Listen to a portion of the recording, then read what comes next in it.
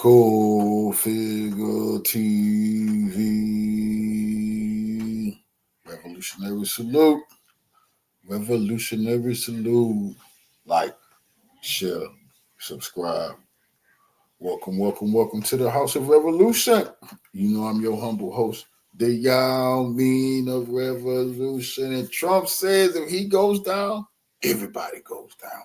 But before we get into that, be sure to wipe your feet. That means hit the like button. You in the House of Revolution. Like, share, subscribe, support the platform, y'all. Salute Queen. Always getting good. Everybody shook up. Let's get into the content. Salute. Trump has ordered an Epstein investigation. This is brand new. We're going to go through it because previously they said we didn't have enough evidence. All got started 2 days ago when House Democrats released 3 emails that implicate Trump. The GOP responded by releasing 20,000 emails, saying that those 3 emails were cherry-picked and misleading, specifically in relation to Virginia Giuffre, who never accused Trump of wrongdoing. However, in this huge release of emails, there was a lot. And specifically, I should note that Trump was mentioned more than anyone. But remember, it was a mixed bag. So depending on who your news sources are, you may see them focus on one side of it or the other. Some will spend tons of time talking about Jeffrey Epstein, saying he never got a massage, referring to Trump. Others will focus on the fact that Epstein claimed that he was the only one who could take Trump down, implying that he had some kind of compromising information on Trump.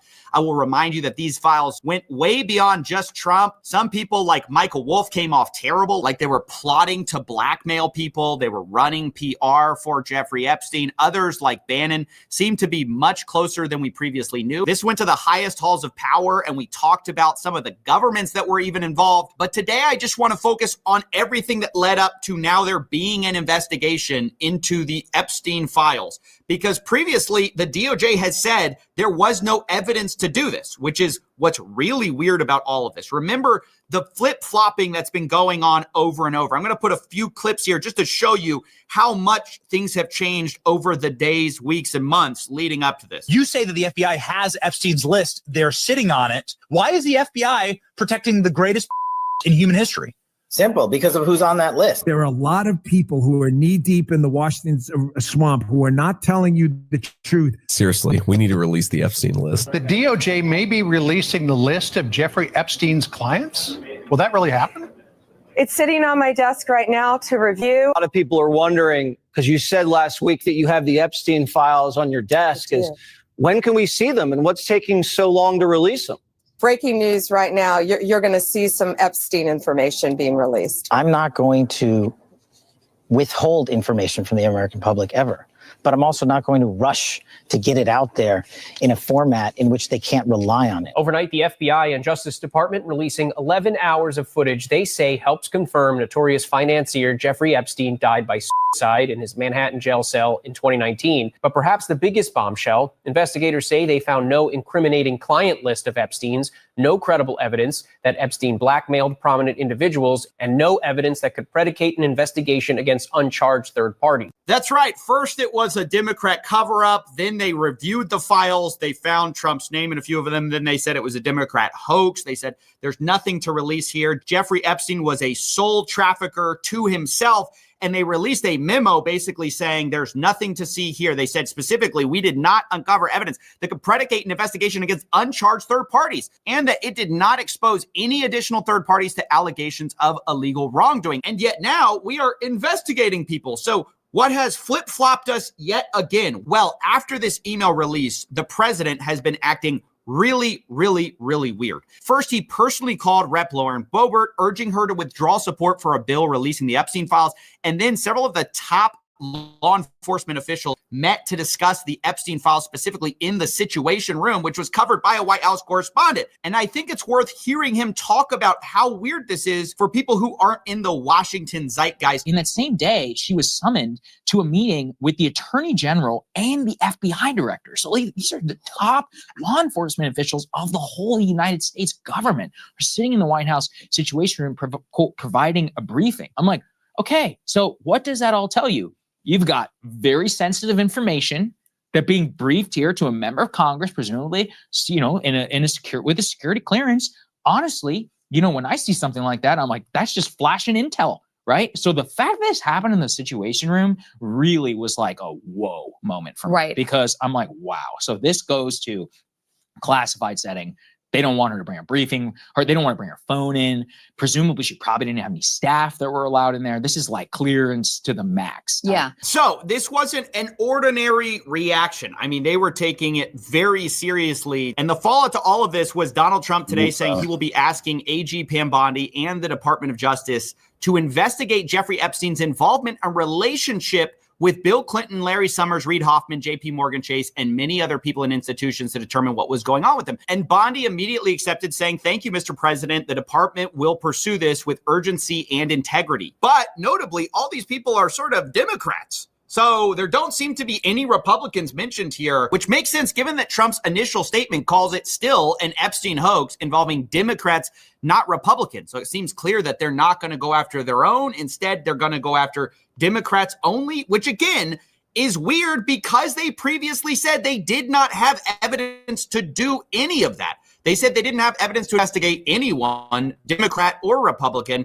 And when people didn't buy that and said, well, clearly there's something here and you guys are hiding it, they go, okay, well, we're only going to investigate one side of it, which I don't think is going to appease anyone, especially given that these emails that we just saw crossed the spectrum, once again, as we knew, and heavily involved Trump, despite the fact that some of them were good for him, some of them were bad for him. There's just no basis to just investigate one side of the political spectrum here. And especially given that previously y'all said that there was nothing, there was no evidence.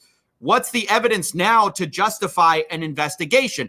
Well, I'll give you one theory, although to be clear, it's impossible to know. Maybe this is just vindictive, but take the context for a second that we are about to have the House order the release of the Epstein files. Well, if the DOJ has an ongoing investigation, suddenly they can say, hey, we can't release all the files to you because there's information here that's part of an ongoing investigation, so we have to hold it back. So it's very worrisome that on the eve of these Epstein files being released by the DOJ, suddenly they have this investigation, which might mean that they can't release them. It's honestly also corrupt, and all of us are just wanting everyone to be investigated in all of this, or at the minimum, some transparency, which it seems like we're never going to get.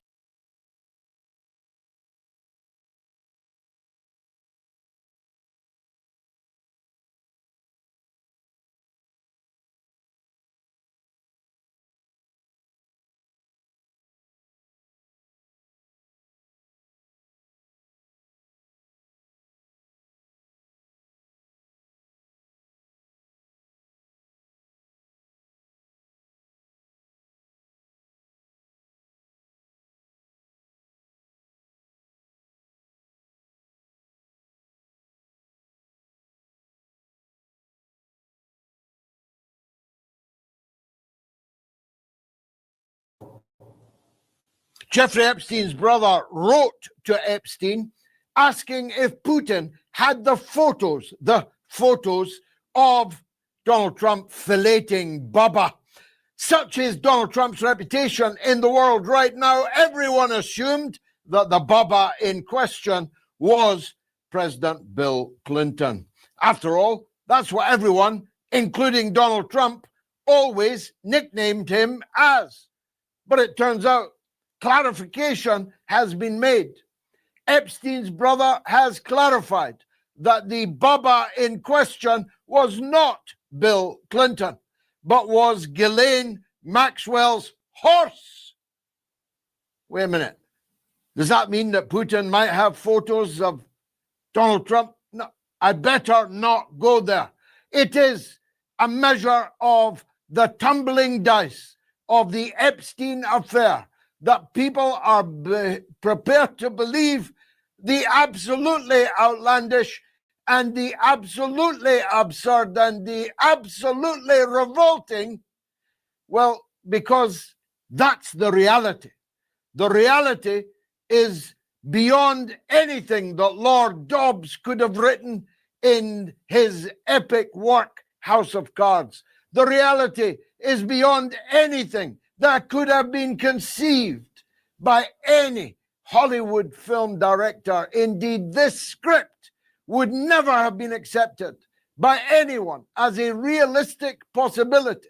that one man, a college dropout with no degree, could amass billions of dollars and could distribute them among such a vast panoply of people, stretching from Professor Noam Chomsky to Israeli Prime Minister and former head of the Mossad, Ehud Barak, and into the royal family of the United Kingdom itself, right onto the throne room of the United Kingdom itself, into Balmoral in the United Kingdom itself, into, it would appear, President Macron sitting on his throne in Versailles.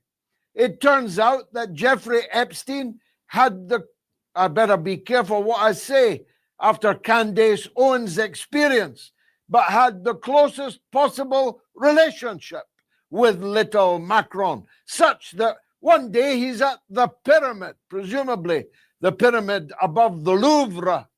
Maybe he was casing the joint, was at the pyramid and then headed for Versailles with Macron and his ministers. Why? Who was Jeffrey Epstein? I've got to tell you, I long assumed that he was just an intelligence agent of the Israeli intelligence service, Mossad. And that, of course, he was. But he was much more important than that. He was a man operating at heads of state level.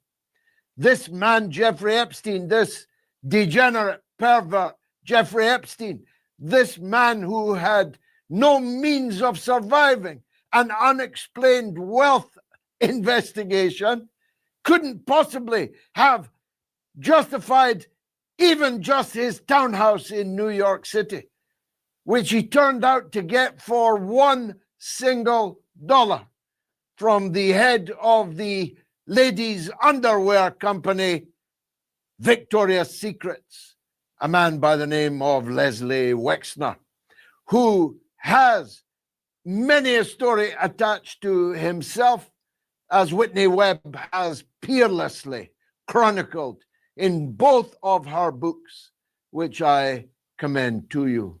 This man, Jeffrey Epstein, was operating at heads of state level, at king level, throughout the Persian Gulf Arab countries.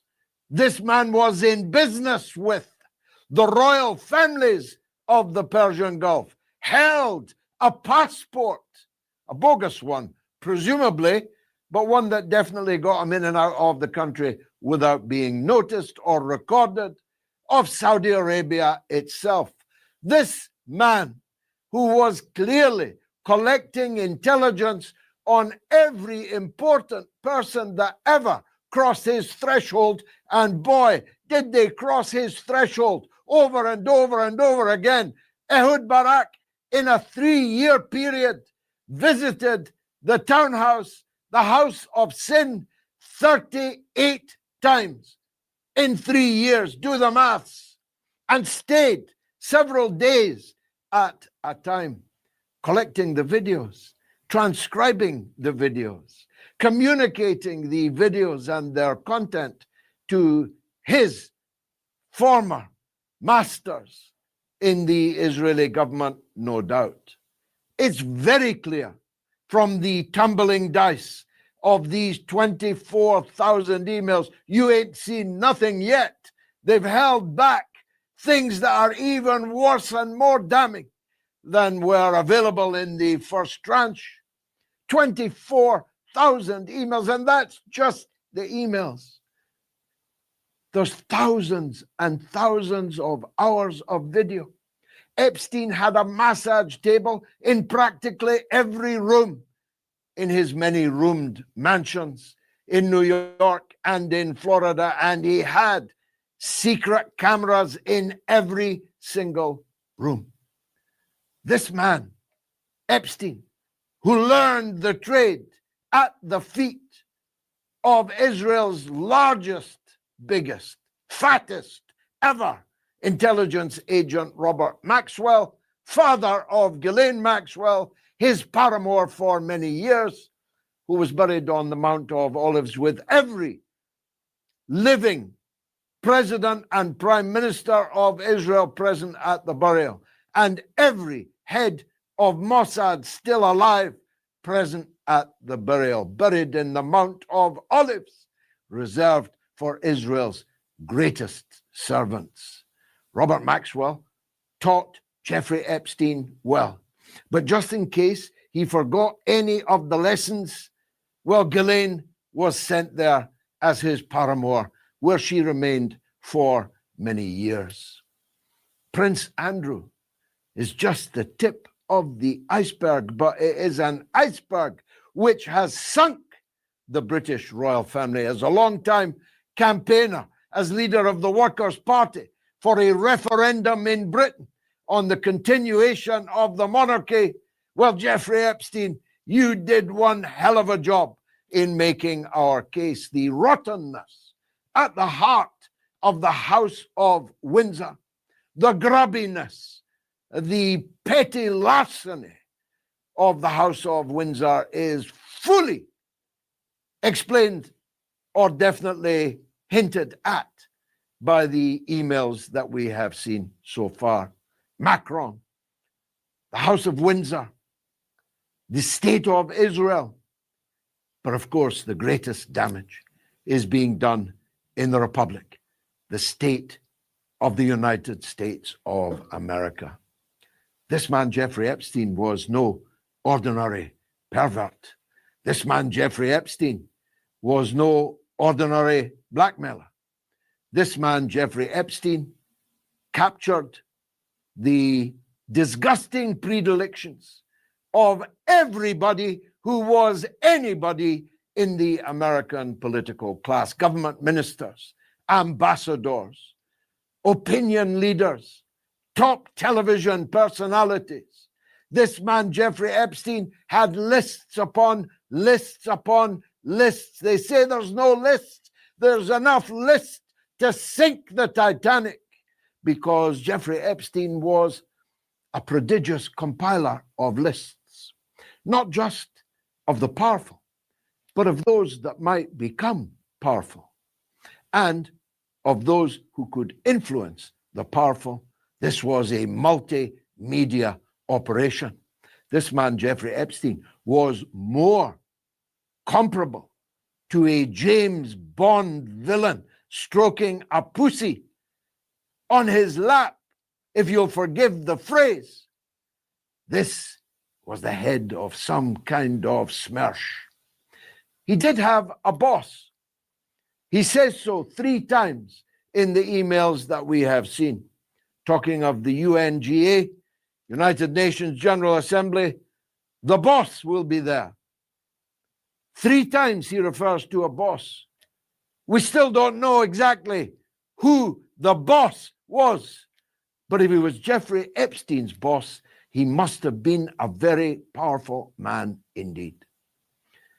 But of course, the United States' most powerful man, Donald Trump, is the man in the crosshairs for the moment. And how could he not be? This man, Donald Trump, campaigned that he was going to drain the swamp. Perhaps he did in ways that we could not and would not want to imagine. This man, Donald Trump, said he was going to publish the list. This man, Donald Trump, and his Attorney General, Pam Bondi, actually handed out folders, which turned out to be empty folders, and called all kinds of influencers into the White House to receive them. They all held them up to the cameras, though not the inside, which was empty. This woman, Pam Bondi, said she had watched the videos taken by the FBI from Epstein's New York townhouse, the $1 billion townhouse.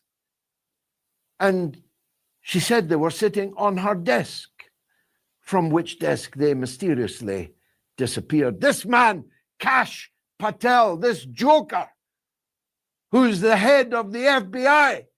My God, the criminals in the United States must be laughing at the very idea of this cross-eyed halfwit in charge of the Federal Bureau of Investigations. He was on their tail, you know. This Kash Patel was going to destroy them all, but he has destroyed none of them. And he can't destroy any of them because Donald Trump is mentioned more in the Epstein files than any other single person.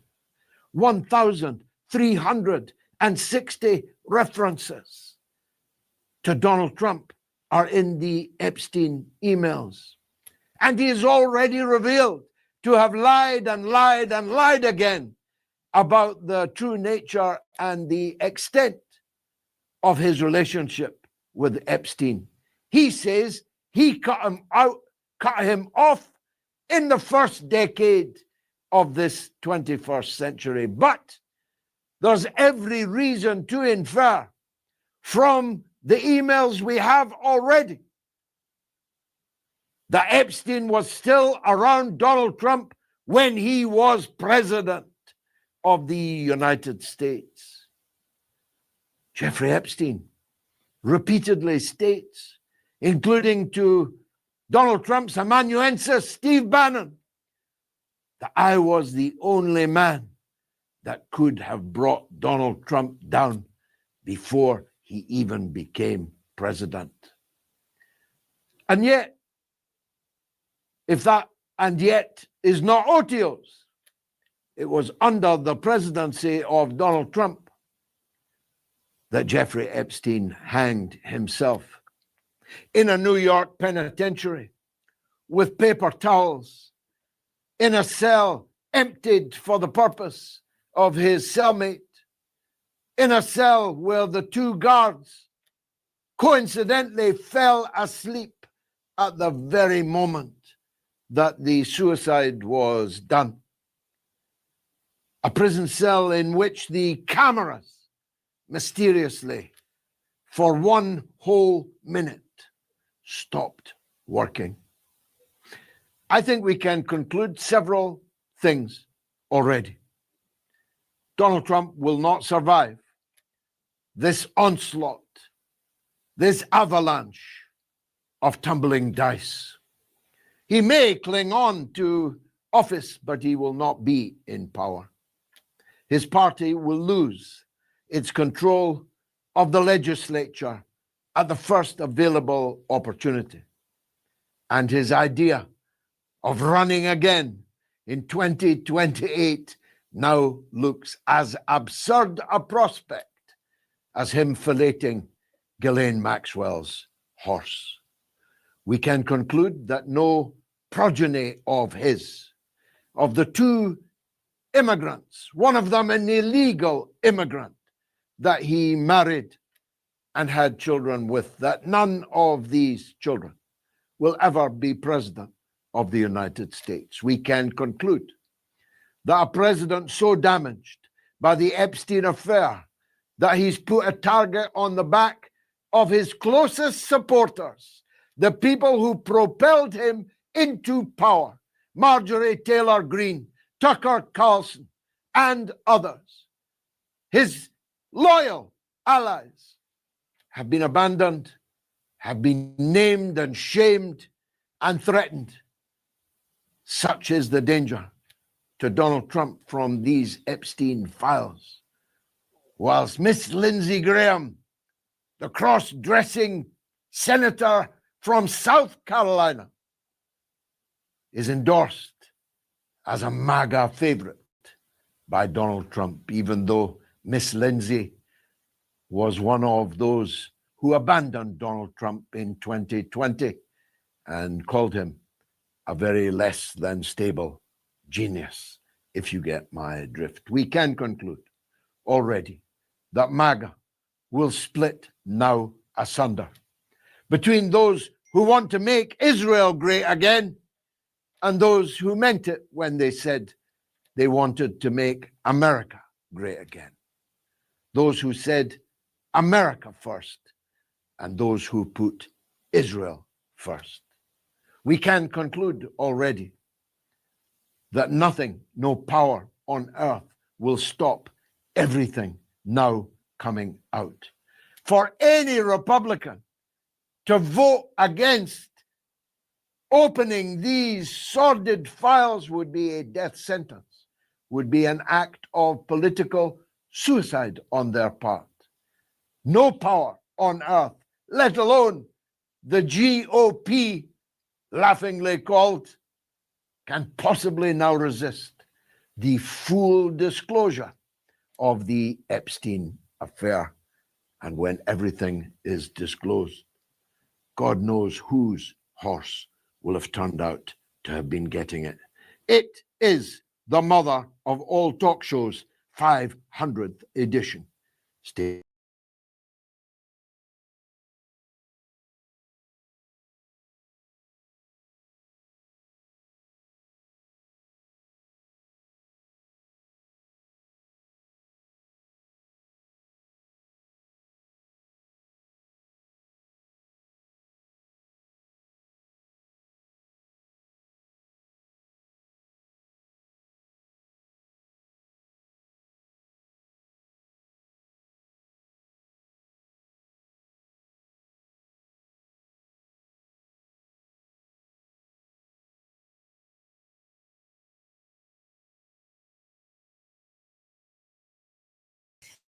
That's not the guy. That's not it. If you're one of his voters, I need a lobotomy. I need to know why you would ever find any kind of hope in that guy. Well, we're going to tell you about his strategy coming up here.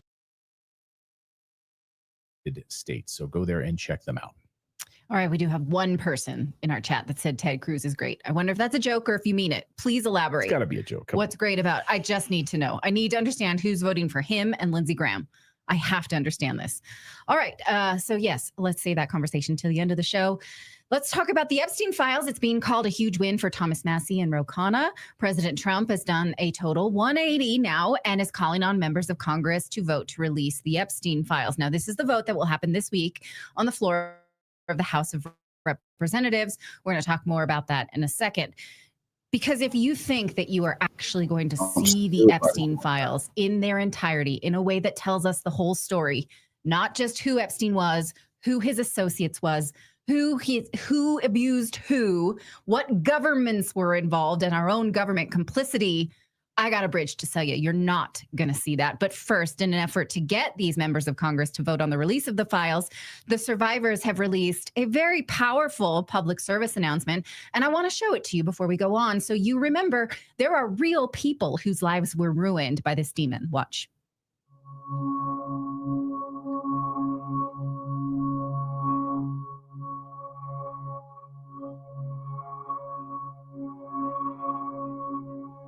I suffered so much pain. So much pain. So much pain.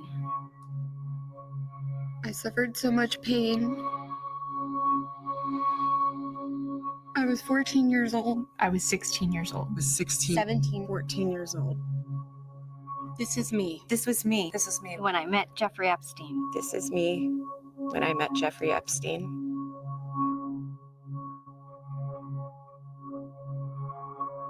There are about 1,000 of us.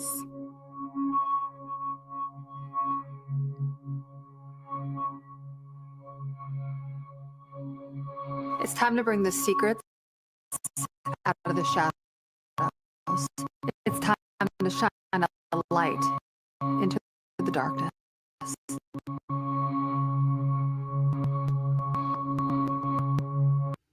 Okay, it's worth remembering when they say 5 administrations that this cover-up began under Bush, under George Bush. Isn't that wild to think about it?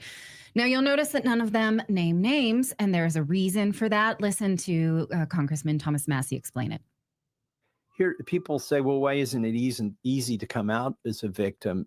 And when I was at this press conference with these women, the depth of the evil I didn't understand until they spoke it, which was as 14-year-old girls, they were told by a friend at high school, come over to this old guy's house, give him a massage, and you can make $200. By the way, he's got a nice swimming pool and all this other stuff. All you got to do is give him a massage. The massage turned into something else completely. And he had their phone number, And then through the shame of it, he compelled them to show up at his beck and call whenever he wanted. And this is where it gets really evil. The only way they could get out of it, of showing up and performing sexual favors for Jeffrey Epstein, was if they found another girl at their high school who would do it in their place.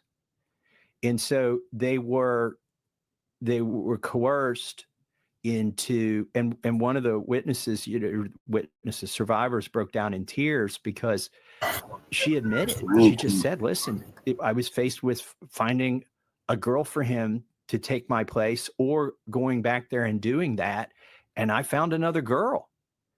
And so what happens is now, people are still doing this, even after they know these are 15-year-old girls who were coerced into it by an adult man. They're saying, oh, you were a sex trafficker. You trafficked these women. Now, this tracks because he goes on to say the reason they don't actually name the names right now is because these people were powerful and rich and they had the government in their pocket. So even if these people went to authorities, well, then the authorities would not help them because the authorities were in on it. They knew. Also, they would sue them. They were using lawfare to keep them silent. What tracks about this is the way that it played out was that Palm Beach County's Democratic prosecutor, Barry Kirshner, he only charged Epstein with one count of soliciting prostitution, and he offered Epstein probation when he was first caught in 2007, 2008. The government actually called these women prostitutes because Epstein forced them into those roles. And even though they had several of them, he only charged him with one. And again, he didn't call that person a victim. He called that person a prostitute. So after attacking Massey and Marjorie Taylor Greene over the weekend, what has the president done after resisting this, calling a hoax, saying we don't need to see this? Well, now the president says, okay, actually, we should vote to release this. He's calling on all Republicans to vote in favor of it. He says we need to get back on point. I don't care about this. Let's just do it. We have nothing to hide, blah, blah, blah, blah, blah.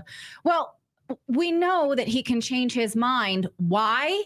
Because now the Justice Department can run an investigation to thwart this public release. You'll see that over the weekend, Attorney General Pam Bondi said, we got it, Mr. President. We're on it. I've asked SDNY attorney Jay Clayton to lead this investigation. Okay, so after telling us we don't need an investigation, I've seen everything. Epstein had no clients. He only was really into young girls for himself, plus porn on his laptop. That's what she told us when she said she saw everything. Now she's saying, let's investigate. Got it. And I got just the guy. Well, here is the guy that she has asked, Jay Clayton. He's currently a prosecutor for the Southern District of New York. Now, here's what Whitney Webb says about him. And I can prove that this is true because, hang on, she says that he is one of the most, he has proximity to Epstein's clients because he has worked for Leon Black, who paid Epstein millions and was mentioned many times in the Epstein files, who is presumably, we think probably, a client, had some dirty business with. So his proximity to Leon Black is a problem. Also, he's mentioned by Epstein, Jay Clayton is, in this email to his executor of estate, Richard Kahn.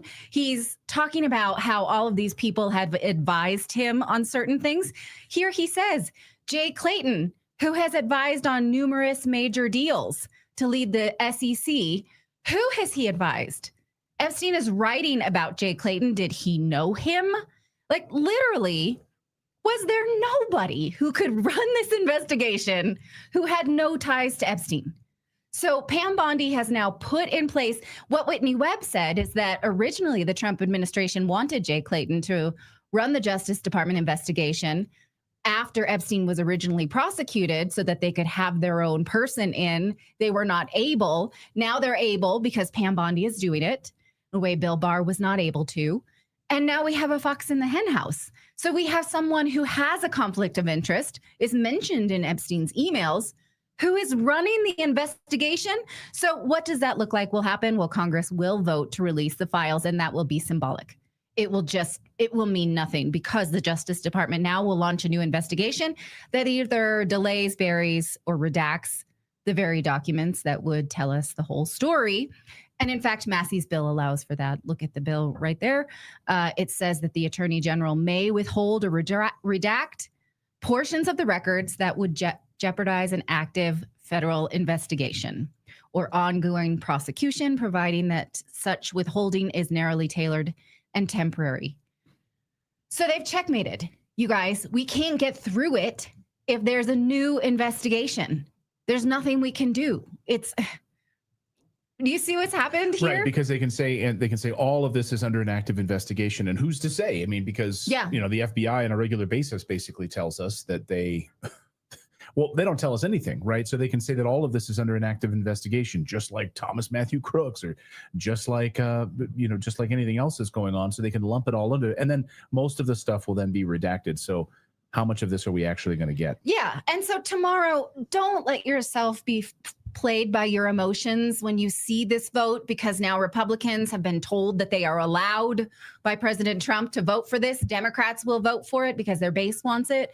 So we will get a vote. What it does in the Senate, I don't know yet. I can't predict. They'll vote for it, and then the Justice Department will hold it, as they already are doing. Now, all of this is a rigmarole because the Justice Department could just give it right now without a new investigation. There's nobody that they don't have. They're not like, oh, all of a sudden Lex Wexner exists in this world. Maybe we should look. No, they've already chosen not to talk to him. Epstein's main financier gave him a house. They've chosen not to. They have information. They're choosing not to. So anyway, if you're fooled by this, you see these MAGA influencers like, yeah, President Trump, he finally gave us what we want. Don't do it, girl. Do not be bought in by this, because this is what's happening. Does the American public who wants this have another move? If so, I don't see it. Let me know what you think. A lot of people in the chat. What do you guys think in the chat room? A lot of people saying, have Whitney Webb on. Yeah, I was messaging with Whitney this morning. She is in bed with a fever right now. So she's going to try to join us on Wednesday. I'd love to have her on Wednesday, because then this will be post-vote, basically. So we'll be able to have a discussion with her on that. So hopefully she can join us there. But how much of this do you think we're going to see? How much of this, you guys have TDS? This has nothing to do with how we feel about Trump. Stop it. This is about what we're actually going to see. We care about these deep state actors being stopped from doing this again. Cypher says, yeah, this channel is a gatekeeping operation. I always love when people tell us that we're an operation for something. You're controlled opposition. You're a gatekeeper for an op. You're not. What for who? What are you talking about? Gatekeeping for what? What are you gatekeeping? I don't know, but make a substantive response to what I just said about how the government has checkmated the Epstein files. And then we'll talk about that. And then you tell me what I'm purposely leaving out. How because about you that? got to imagine, right? So Trump's getting slammed online, right? Absolutely destroyed by the right, who are saying, no, Mr. Trump, like, you don't go after Massey about all of this. We want to see the Epstein files. So all of these members of Congress who then have to go on the record and actually vote, they're going to get hammered if they don't. Now he's just given them cover. He's given them political cover that they can all vote for it. Yeah. Right. But then when we get the files, they're going to be redacted.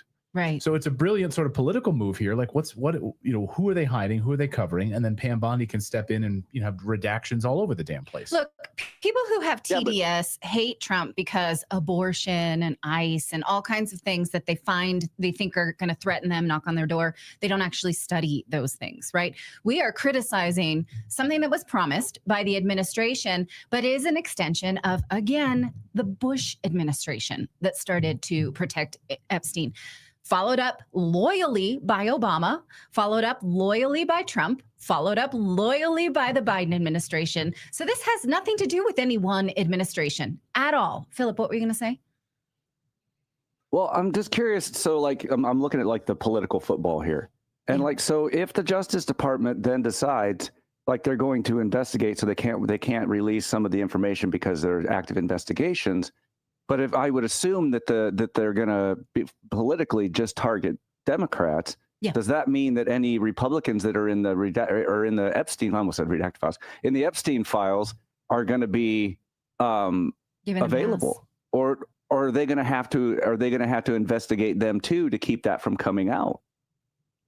I mean, you would think, right? It has to be, it's clearly a bipartisan effort to protect powerful people. I do think that it hinges heavily in the Democratic Party, that more Democrats were, and Epstein was a Democratic donor.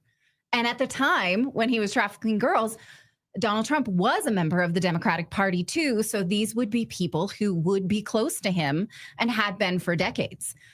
So, you know, Democrats have more to lose, but we lose when we think of it this way. It's not a partisan issue. And again, now we've had, well, let's count them. 2 and 2, Bush, 2 and 2, 2 Republicans and 2 Democratic administrations that have protected this demon. Yeah. So. All right, let us know your thoughts on this. We got a lot more news to talk about today. We got a very busy show on this Monday. We're going to talk about Mexico's civil war. It's a revolution, or is it?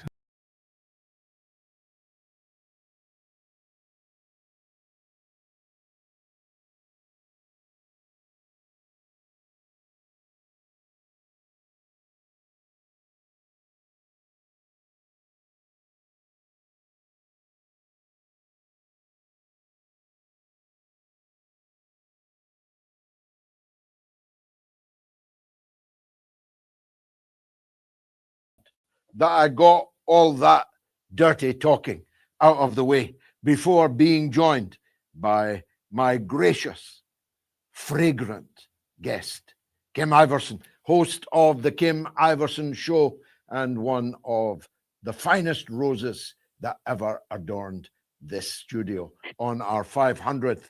Let's welcome Kim Iverson. Kim, I spoke very low stuff earlier about the Epstein affair. I shan't do it in front of you, but the tumbling dice is now a torrent, isn't it? Yeah, I mean, it's definitely, I think the big question we should ask is why this is coming out now. You know, there's definitely a lot that has come out, and this is clearly why the administration was trying to hide things for so long. But I think a big question is why? Why now? Yes, well, it's bipartisan, isn't it? Like most things in the United States, both parties stand for exactly the same things, and they're peopled by exactly the same kind of scoundrels. That's what it looks like. You know, and right now we have Democrats trying to expose the Republicans. I'm hoping that Republicans turn around and try to expose the Democrats that are involved in this, and then maybe we'll get everybody. But it's definitely, you know, the Epstein saga and everything. This was definitely everybody was involved, clearly. The big danger, Kim, for the world, because after all, this is partly a domestic American affair, and whilst we can be amused or horrified or both by it, it's ultimately your business that you are governed by scoundrels. We have our own scoundrels that we are yet to take care of. But the big danger for the world is a wag the dog moment. I mean, if Bill Clinton killed a friend of mine, the finest Arab woman painter in the Arab world, Suad al-Attar, in order to divert attention from a stain on Monica Lewinsky's dress, what on earth might Donald Trump do to divert our attention from much bigger stains? Well, a lot of people have died. You know, in this Epstein saga, a lot of people have. They're suspiciously dead. They've of course said that they've committed suicide, from Epstein to Jean-Luc Brunel to Virginia Giuffre. There's a lot of people who are now gone and that have been a part of this. So certainly, I think that there's so many different people involved, so many governments involved. It's not just the United States that got swept up in this scandal. It's looking like that this was heads of state from a variety of different nations, and it speaks. You know, the biggest issue on this is what kind of leverage was the Epstein scandal, which I don't know what you think, but I think a lot of people think at this point that Epstein was working for Mossad, that he was working for the state of Israel in some way. Maybe he was also working for the CIA, maybe, which at this point, one must question if the CIA is that different from Mossad. Are they the same, one and the same, just with different names? Not really sure. But certainly, I think there's a lot of questions about what kind of leverage they've had over the United States government and over governments around the world. I mean, Israel has received a lot of support from all around the world. And now this is looking like there's been a lot of blackmail. I mean, we're seeing in these emails a lot of different leaders, from prime ministers of Israel to United States presidents to or would-be presidents. You know, at the time that a lot of the stuff happened, Donald Trump was not president. But they clearly had hopes for him to be, or somebody in a position of power.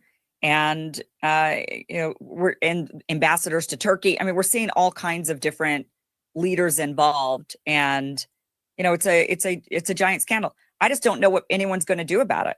I mean, like you said, if a president can get away with whatever he can get away with, then with knowing all of this, what does that mean for us? What are we going to do about this?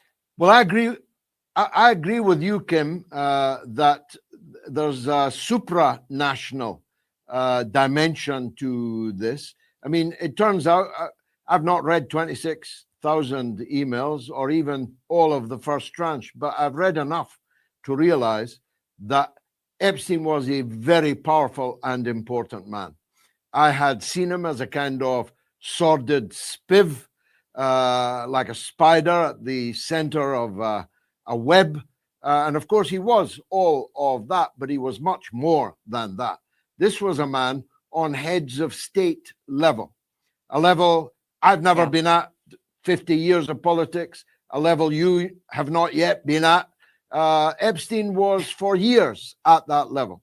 He could contact the president of France. He could contact the royal family in the United Kingdom, the prime ministership in Israel, and anybody who was anybody in the United States, including some very odd and strange people, like Professor Noam Chomsky, with whom he seems to have had a completely bizarre and bizarrely close relationship.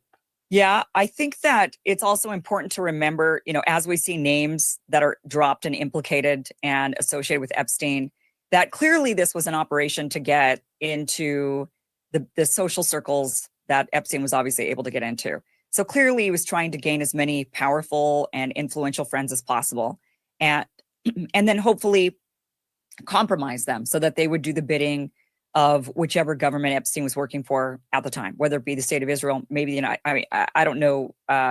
There's some suspicion that he was working for multiple intelligence agencies, certainly, but trying to gather all of these really powerful people. But I think it's important to remember that just because he was rubbing shoulders with people or had a close relationships with them, that he might have been unsuccessful in getting anything on them. But I think what's more powerful, and what I've seen in the Black Book, what I've seen in what we've seen in some of the testimony, is that Epstein was able to get to the family members of powerful people. So what is very powerful is, whether or not Trump had, let's say, any nefarious activity with Epstein. I mean, certainly there's enough stuff that's pointing out that he did. He's denying it. They're saying it's a Democrat hoax. But even if he didn't, I think if you could just get one of the kids, right? If you could get one of the boys to misbehave, and you've got that blackmail, the parents will do anything for their children. A lot of people will say, okay, you could do whatever to me and you could expose me, that's whatever. But the minute you say, okay, yeah, but we got your kid, that changes the game for a lot of people. And I think Epstein was trying to gather as much influence as possible. So even if he tried to, even if he was cozy with somebody, I don't know what his relationship was with Noam Chomsky. And certainly if he had a very close relationship with him, we should all be suspicious. But maybe he was, suspicion is just one thing. Maybe he wasn't able to actually get him in any compromising situation. But what about a family member? Is that once you make friends with somebody, then you get introduced to their family members, and maybe you could compromise one of them, and that's just as effective, if not more effective at times. So then you got to ask yourself, what would he want to do? What would be his purpose, right? Yeah. No, I don't mean to suggest that Chomsky was getting massages. It's different strokes for different folks. It's a matter of record. No pun intended. That no pun intended. It's a matter of fact, and has been actually for a year or so, that Epstein gave Noam Chomsky what for him was not a lot of money, but for most people would be a lot of money, $200,000, and gave him stimulating conversation, taught him a lot of things that Chomsky didn't know about the intricacies of the world's financial system, of hedge funds and all of that paraphernalia. And I'm sure that was sufficient to attract the company of Noam Chomsky. Others, it's easier to see that money and sex, or both, would be enough. You didn't need the intelligent conversation.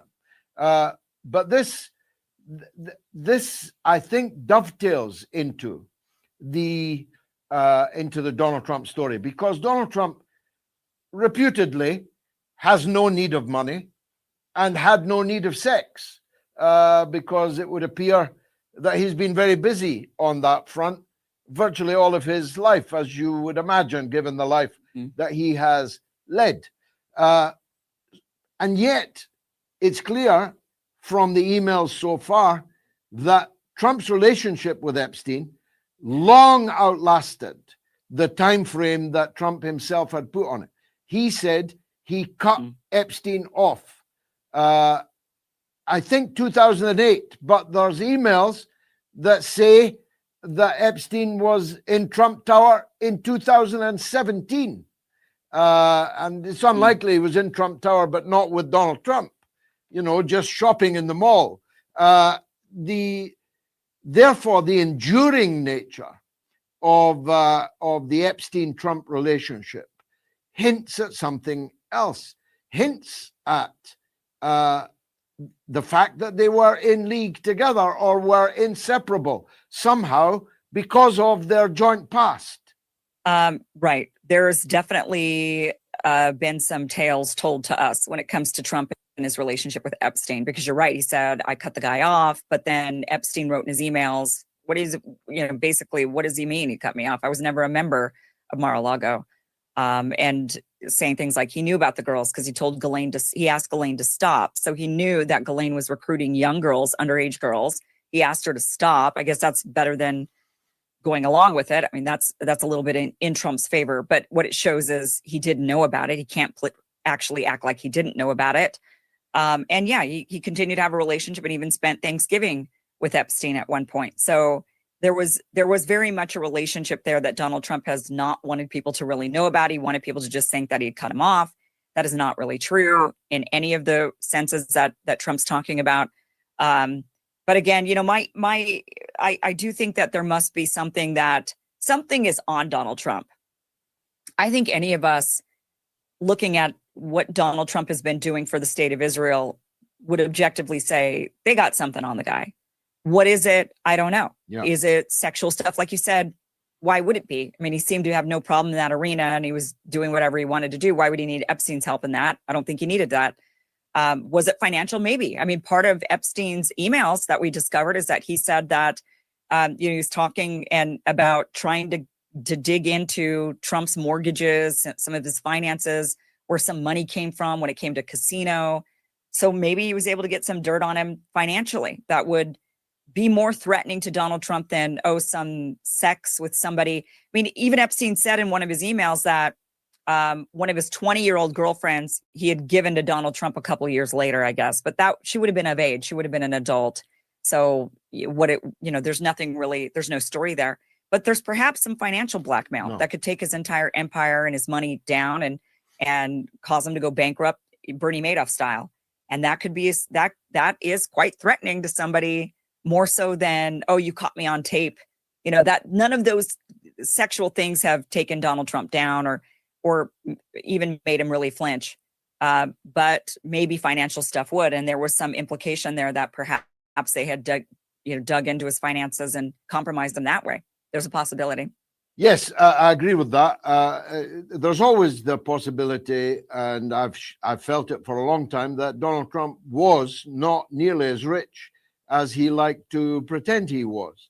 And he's, of course, got much richer now in the last 10 months than he was before. But there's always that possibility. Kim, in the time left to us, when I mentioned Wag the Dog, my top of my fears at the moment is an American invasion of Venezuela. The task force which Trump has dispatched there from the Department of War, as it's now called, is now so vast, it's a bit Grand Old Duke of York. He's marched 10,000 men up to the top of the hill. Is he really going to march them down again, or is he going to launch them into Venezuela? What's your feeling about that? I don't know how he thinks 10,000 men could invade a country. They've got millions of people, and I don't know what he's doing with that. That is really bizarre to me. You'd need a lot more than 10,000, certainly. So what is the goal? What is the end game there? On this one, I am stumped. I really do not know what the point is of these 10,000 men. You cannot go into Venezuela with 10,000 men. What can you do with 10,000 men? I mean, you could hope that maybe there would be some internal chaos, that there would be internal disruption, that Maduro would be taken down, and then maybe use the 10,000 to assist in the fleeing migrants that would be inevitable in that situation. I guess maybe to stop what else can you do with 10,000 men? The only thing I can think of is to stop people who are trying to flee Venezuela after you create chaos, to stop them from coming into your country and maybe turning them back around. Otherwise, you can't do anything with 10,000 men. That's the only thing you can do with them.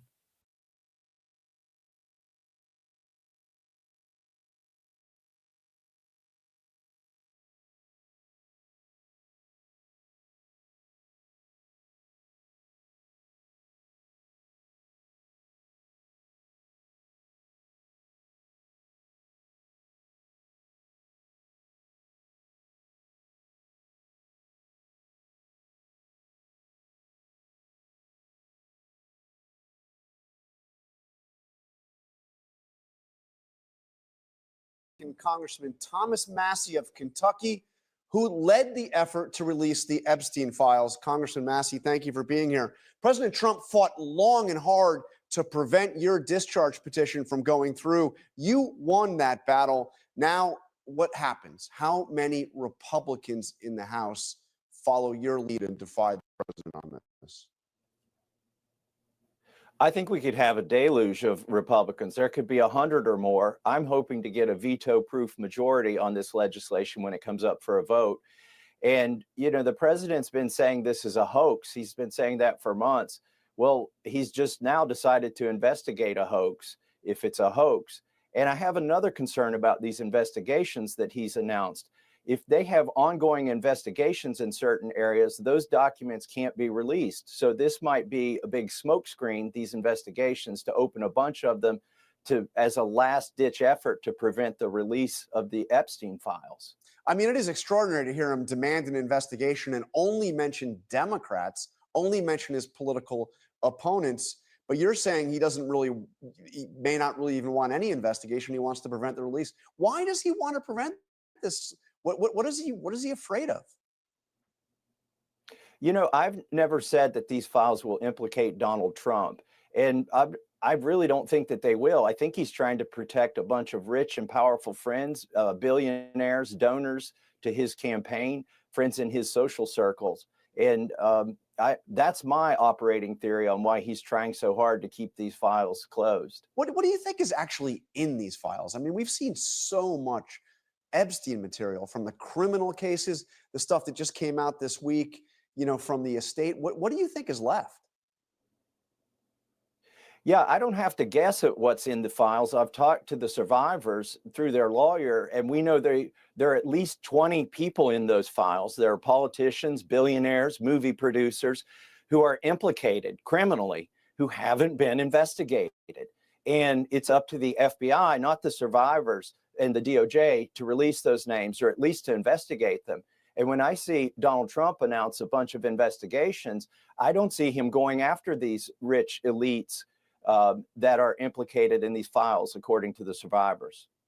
The president has gone after you in some deeply personal ways. I mean, attacking you over and over again, even attacking you for regarding your wedding, your recent wedding, which, by the way, congratulations. What do you make of all that? And he's obviously supporting your primary opponents. I mean, what kind of retribution are you facing? You know, my wife told me, she said, "I told you so. We should have invited Donald Trump. He's mad that he didn't get an invitation." So we're taking it with a grain of salt. He's being a bully or trying to be a bully. And they're trying to beat me here in Kentucky. But here's what's interesting. The people financing this campaign consist completely of 3 billionaires, and they're all in the Epstein class. In fact, one of them is named in Epstein's phone book. Not the secret files that the FBI is keeping, but in Epstein's phone book. So it's a small world. Dogs don't bark at parked cars, and we are winning. I'm not tired of winning yet, but we are winning. And not only the speaker, but the attorney general, the FBI director, and the president himself and the vice president, they're taking a big loss this week, because after months of fighting, I am winning this week with Ro Khanna. We're forcing this vote, and it's going to happen.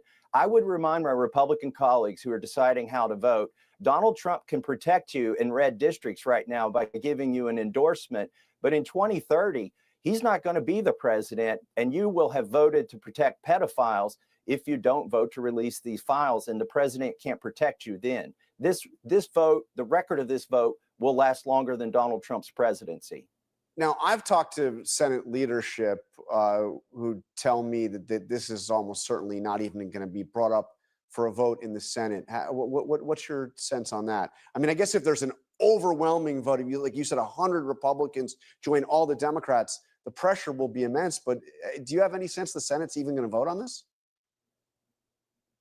Well, they don't have the procedural maneuver that Ro Khanna and I used in the House. They don't have that in the Senate. It's called a discharge petition. But the senators do have other ways to force votes, as amendments, for instance, on larger bills, in order to let bills move quicker through the chamber. So they could force the vote in spite of the leadership's efforts. I just hope John Thune will do the right thing. Look, our own speaker tried to push this bill by unanimous consent last week within 15 minutes of me getting the 218th vote, because he was trying to save people from a vote. If he's ready to pass it by unanimous consent, then the Senate leader should be as well. Just bring it up. But the pressure is going to be there if we get a big vote in the House. All right, Congressman Thomas Massie, thank you for joining us this morning.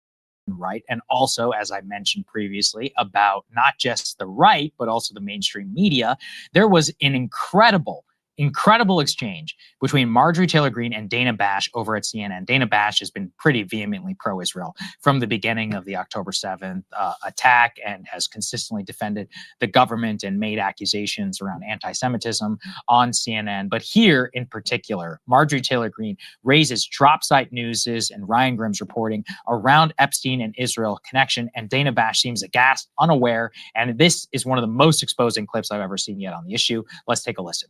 You questioned who and what country is putting so much pressure on Trump to keep the Epstein files hidden. And you included a picture about donations from pro-Israel lobbying group AIPAC. What are you trying to say there? Mm-hmm.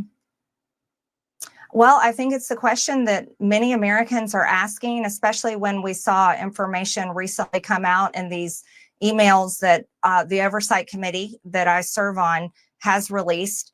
And we saw Jeffrey Epstein with ties to Ehud Barak.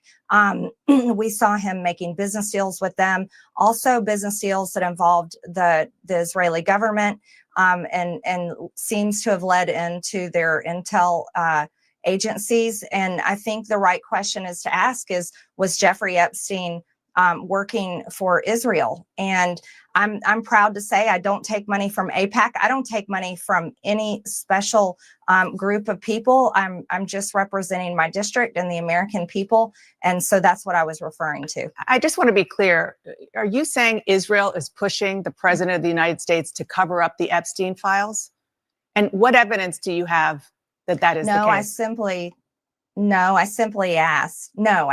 just asked out loud, is there a foreign government? It could be any foreign government, but is a foreign government pushing to keep this covered up? Because people just don't understand the big fight against. Well, you had releasing these AIPAC files. up there. It was pretty clear which government you were talking about. That I'm questioning that government in particular and questioning any other foreign government. Oh, it's pretty clear which government. Yeah, what's wrong with talking about that government? The evidence is straight up. It's right there. I mean, what's the problem with it? It's just so ridiculous, and it's just crazy.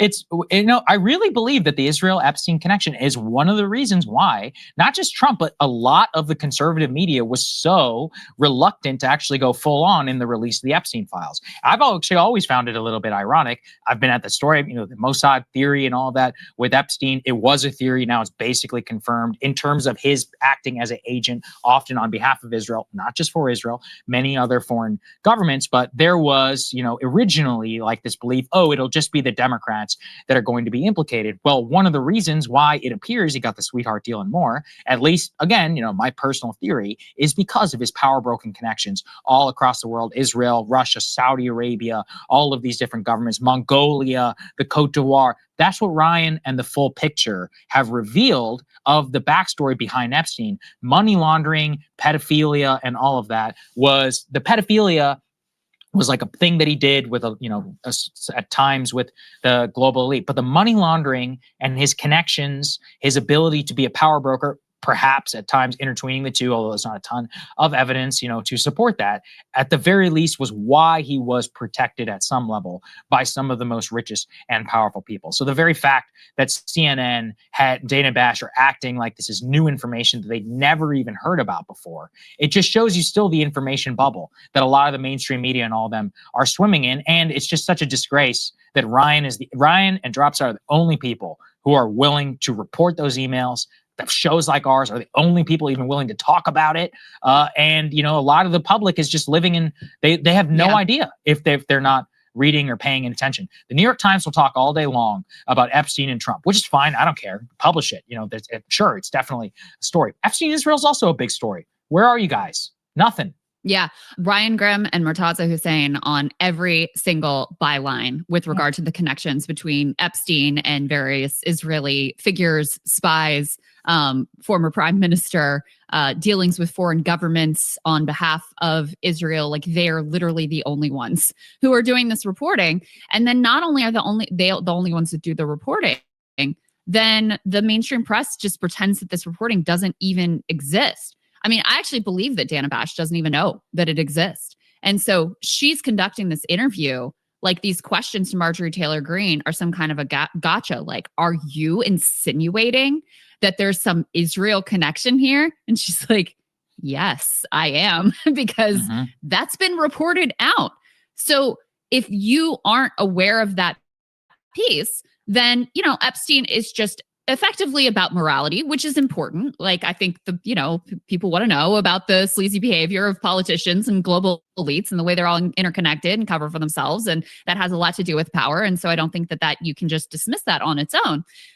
But if you're not tying that in with Israel specifically, but more broadly, any other foreign governments, as Marjorie Taylor Greene represents there as well, if you're not tying those pieces together, then you're not really connecting it to the present day and the risk and the danger from this president right now, and why this should be a central story and why it is really important and has immediate bearing on the conduct of our own foreign policy. So it's just wild to see her living in this completely different universe where any sort of Israel-Epstein connection is purely like fever swamp, conspiracy, anti-Semitic garbage. That's how she sees it. Yep. And that's, I think, how most of the mainstream press sees it as well.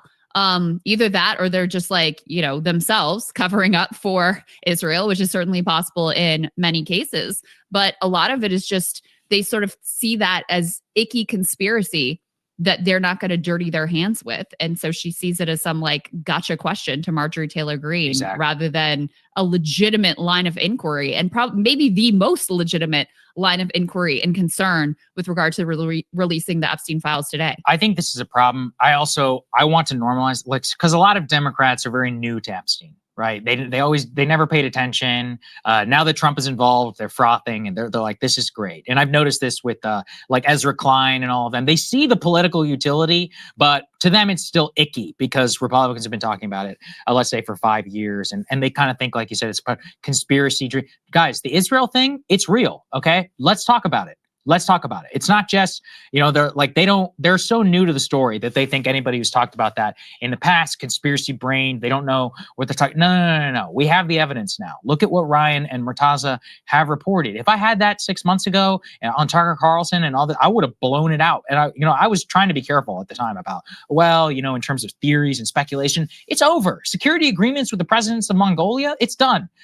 Military technology, Ehud Barak, you combine that with everything that we already had in terms of a lot of the evidence, there's not even a discussion at this point in terms of acting on behalf of Israel. We need to get this into the bloodstream of the Midas touch folks and others, because right now everything is just focused on Trump. The point, as you just said, is the connective tissue from, yes, just Trump also being mentioned, but the Israel part and its potential relation to foreign policy, and also of the double standard that we use in terms of counterintelligence and more on the issue, and potentially why Epstein was able to get away in the sweetheart deal with his non-prosecution agreement. That's how you connect the two sides of the coin. And unfortunately, CNNs of the world and others still want to brand that as anti-Semitic. No, it's just a fact. It's literally just a simple fact. I also I would be remiss if I didn't show the more recent developments in conservative media. Let's put this up here on the screen. The American Conservative published this. I love it. From Daniel Boguslaw, who's great.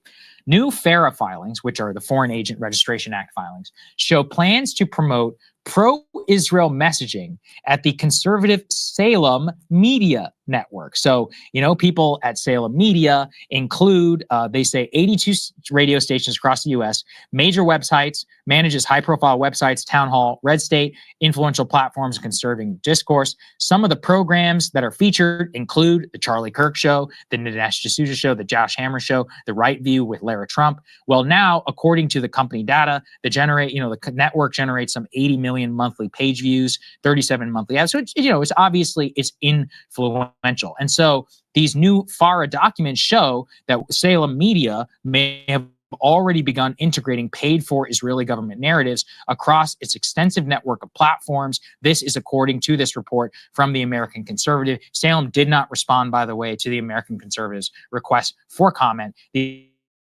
Israeli government retained Salem Media's chief strategy officer, Brad Parscale, who's the former campaign manager for Donald Trump, to advocate for Israeli interests through a $6 million financial arrangement. So this is all directly acknowledged in FARA. But it also, by the way, Dinesh D'Souza very recently has been attacking Tucker Carlson. Perhaps it's legitimate, but it does, genuinely raise a question when you see vast amounts of money like this being thrown around to Brad Parscale, who's working for Salem, and its potential influence on the conservative landscape and discourse. So, that's part of the reason why all of this is so important. Isn't Parscale also doing some trying to train AI chat bots to be more pro-Israel? I did see a story behind that. I think he's involved with that as well. I did see a story behind that. I definitely would like to. I would like to explore it more. I hadn't seen it fully confirmed, but this one I was like, ooh. They have them dead to rights. So yeah. If you see people from there, look, it's a legitimate question. That's part of the reason our business is set up the way that it is. Primary funded. Nobody can be coming around here saying, oh, you're getting paid by X amount interest or whatever. And if your views just happen to align with the advertisers, maybe that's just the way it is. I don't think Josh Hammer is pro-Israel because he's being paid by pro-Israel. You can say a lot about the guy, but I don't think that's right. I think he genuinely believes it. With Dinesh, though, I really don't know personally, and with a lot of the others there. But at the very least, it just goes to show you buying influence because they recognize, or trying to buy influence with Brad Parscale and potentially with ads and all this other stuff, specifically because they think that they're losing the information war, and it's because they have a reality problem. Hey, if you like that video,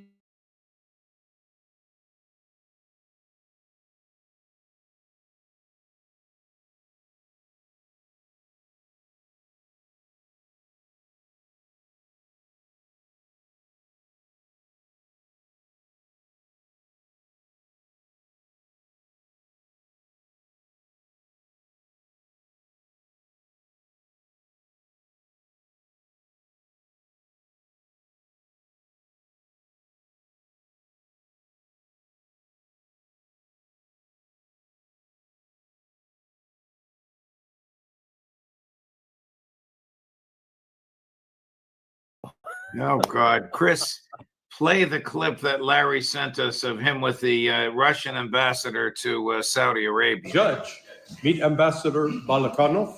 Yeah. He is Good evening. Good evening. He is a fan of Judge Napolitano, and your show is very important here in Russia. So he says, thank you. Spasibo. Many TV viewers will share this point of view. So, best regards. Thank you. Well, thank you for that, Larry. How did you run into the ambassador? We were Alistair Crook and I were at the New School of Economics, which is one of the leading universities in Moscow. And so Alistair and I were sitting side by side, and the ambassador was one of the participants. Wow. And he came up later. And again, he's talking about you, not talking about me. I'm going, hey, I'm somebody. No. Judge Napolitano. It's very flattering, and thank you very much for mentioning it. I want to talk to you about NATO, and I want to talk to you about Ukraine. I want to talk to you about MAGA bleeding support over here. But before I do, earlier today, you may not know this, President Trump says he's willing to negotiate with President Maduro of Venezuela. What are they going to negotiate?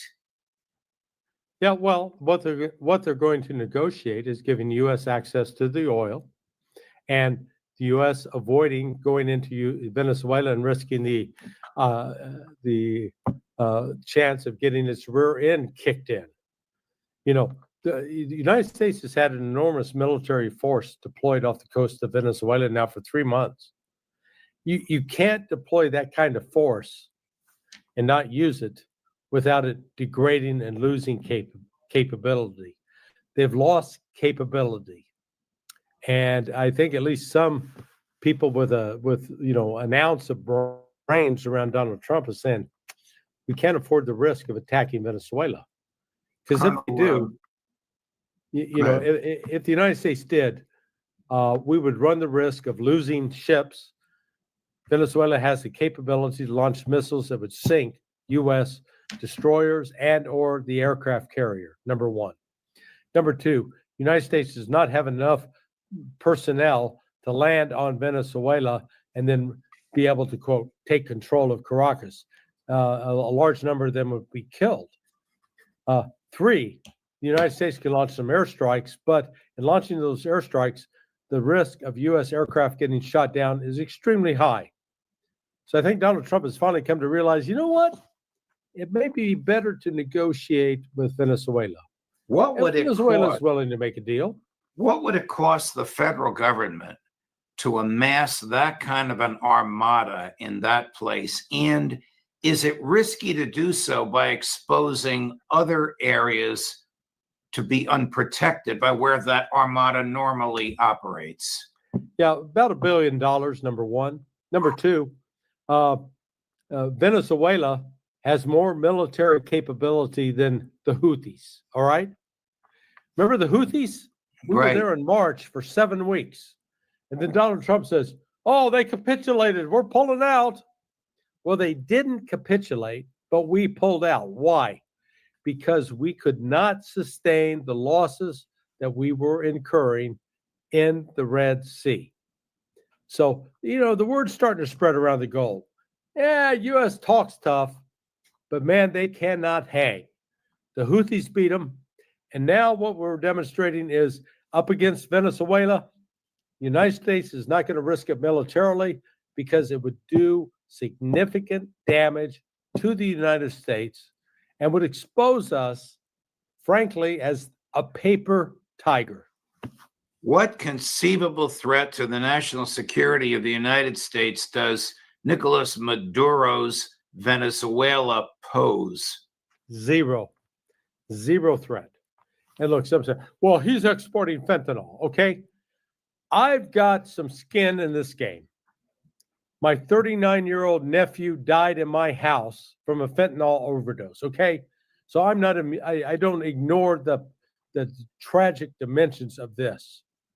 But Venezuela is not the primary mover of fentanyl. It's not the primary mover of heroin. It's not the primary mover of cocaine. When deal with that, deal with Mexico, deal with Colombia. not Venezuela. And this attempt to destroy Venezuela militarily, again, it's exposed the United States, I claim, as the paper tiger. We make these huge threats, but when it comes down to actually having to deliver on it, we're not capable, because Venezuela has missiles that can be launched from F-16s that they're flying that can hit the U.S. Aircraft carrier and hit U.S. destroyers and basically sink them. The United States doesn't want to do that because it's going to expose us as weaklings, not as this enormous country with great military strength. You and I happily spent a lot of time in Moscow. I wish I were with you this time, but I'm not. But have you been able to put your finger on the pulse of Russian thinking, whether it's elites or average Russians, about the war in Ukraine? And if you have been able to do that, what have you gleaned from that? They are trying to figure out what is it that Donald Trump's trying to do. They are completely confused by Donald Trump. However, that said, what Russia is doing now, according to their general staff, they have acquired sufficient troops that they're launching multiple attacks, at least in 9 sectors along the line of conflict, that Ukraine's unable to resist. And so Russia is advancing rapidly to the west, and Ukraine can't stop them. Is there any pressure? Obviously, would be not public, but is there any pressure on President Putin to bring the war to a swift conclusion, or swifter conclusion than his slow, methodical pace has been producing? Zero pressure. If anything, there are a number of Russians that believe the Russian military ought to move with more force. But what we're seeing with the Russian military, they have recognized, they've been building up and gathering their forces over time. Just because you mobilize a number of people, they're not ready to fight. They got to be trained for 3 to 6 months. And so Russia's just, they're tending to their business. They are building up their forces. Those forces, as they're coming online, provide additional resources that the Ukrainians are incapable of stopping. And so what we're seeing right now is a slow but gradual collapse of the Ukrainian front line. Is there any talk among the Russians of Trump's murdering people on the high seas off the coast of Venezuela and off the coast of Colombia? Yeah, I got a call the other night from BBC, and BBC was saying, boy, the British intelligence is going to stop providing intelligence to the United States. What do you think about that? And I said, well, I give the Brits credit that they finally recognize the United States is engaged in an illegal activity. And what was funny is about 30 minutes later, that's okay. Well, we're going to go a different direction. Okay, they didn't like what I had to say. But the fact of the matter is, when the Brits are calling out the United States, and the French as well, for carrying out what are illegal under international law attacks on these, quote, drug boats. You know what? If those boats are actually carrying narcotics, the United States military, the United States Coast Guard, has the ability to seize those boats. Right. To take control of the cocaine or the fentanyl, whatever it is. And then once you have those people in custody, you can sweat them. Hey, cooperate with us, you're not going to go to jail. That is the perfect thing for them to do. Some of those people would trade their freedom, or at least trade a lesser jail sentence in return for squealing on the higher ups who dispatched them. Absolutely. And now there's no evidence. What remains now are the families of fishermen who were murdered, talking about how they can bring actions against the government of the United States, which if they do in a U.S. federal court will finally get this before a federal judge. But Larry, the same office in the Justice Department that told George W. Bush he could torture and Barack Obama that he could kill Americans with a drone, told Donald Trump that he and Hegseth can murder all the people in the high seas they want and keep secret the legal rationale for doing so. Your point is very well taken. You and Ritter and McGovern and the others have educated our audience that MI6 is more daring than the CIA. And even they're saying it's a war crime. Hey, listen, those people in the Department of Justice, they need to go back to the Judge Napolitano School of Law, okay? They need to be instructed in the basics, the fundamentals of the Constitution, about how you produce evidence, and about under what circumstances is the United States government allowed to carry out extrajudicial executions of people. Right. And last time I checked, the Constitution does not endorse extrajudicial execution of people. Correct. The Constitution states that there is the presumption of innocence until the government proves its case beyond a reasonable doubt. Correct. That this person or persons were engaged in criminal activity that could cause the loss of life. You know what? That's the Constitution. And I had 28 ancestors that fought for this. And this didn't start with Donald Trump. This started with Bill Clinton, continued with George W. Bush, continued with Barack Obama, continued with Joe Biden. And it's wrong. The American people need to stand up and say, this is wrong. Because murdering people like this just because we think they're bad guys. I've been around intelligence enough over, good God, now, the last 40 years. And I know that intelligence can be wrong. And yet, to use wrong intelligence in order to take the lives of human beings it's a sin against God. It's a sin against the Constitution. It's wrong. It's murder, pure and simple. I don't know if you're aware of this, but because you're in Russia, but last night, President Trump did a 180 on the Epstein files. And when he was told that scores of Republicans are going to vote in favor of the release, he called upon Republicans to release the Epstein files.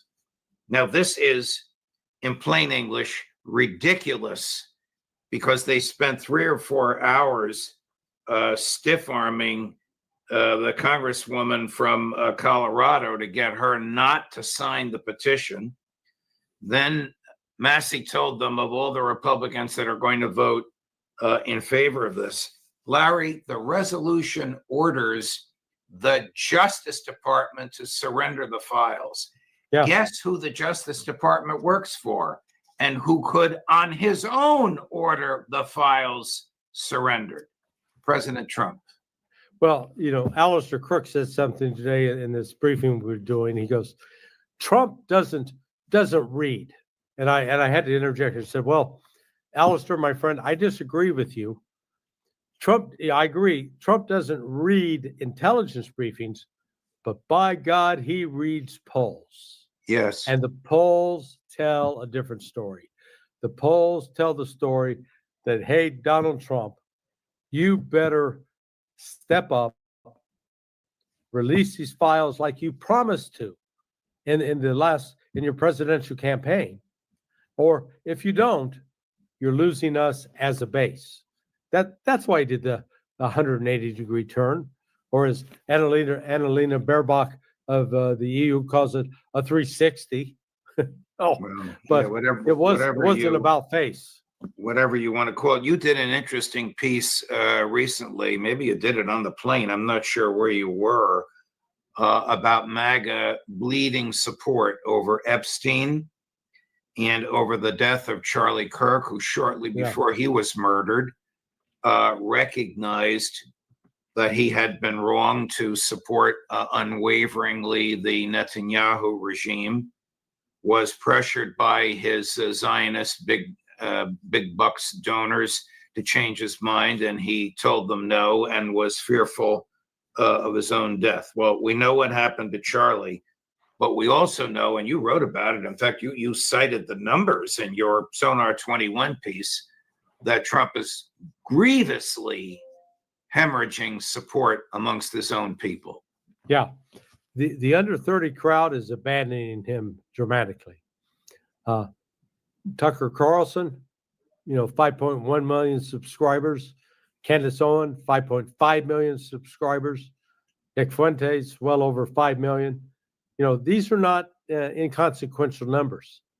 And Trump is losing major support among those under 30. And frankly, I think even those, some of them who are up to my age, I'm 70, he's lost my support. I think he has disgraced himself. I think he has proven to be a liar. He was given a chance to do the right thing, and instead, he has submitted himself completely to these Zionist donors. It's not America first, it's Zionist first, America last. Some of the people that you are rubbing elbows with are people close to the Kremlin, and some of them work in the Kremlin. And you told us earlier that they're befuddled by Trump. Is there a view that this is Richard Nixon redux?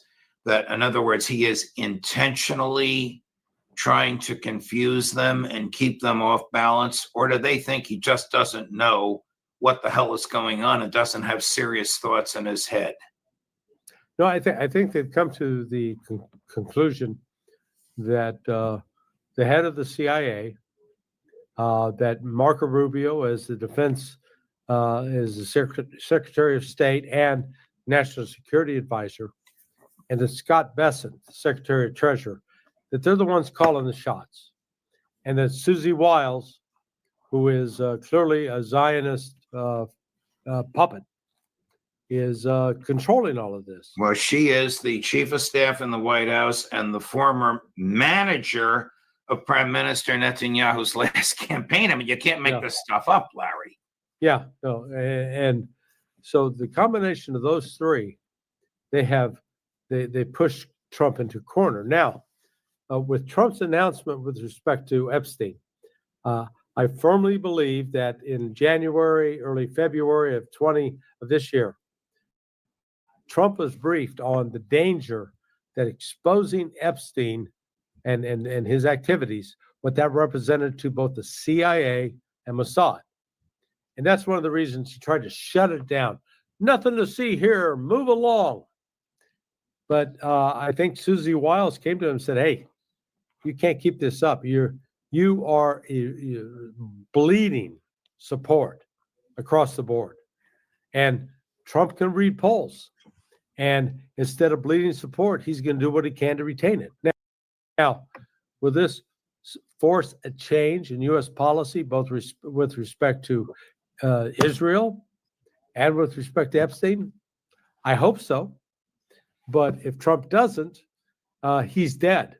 The Republican Party is dead come midterms of next year. Is he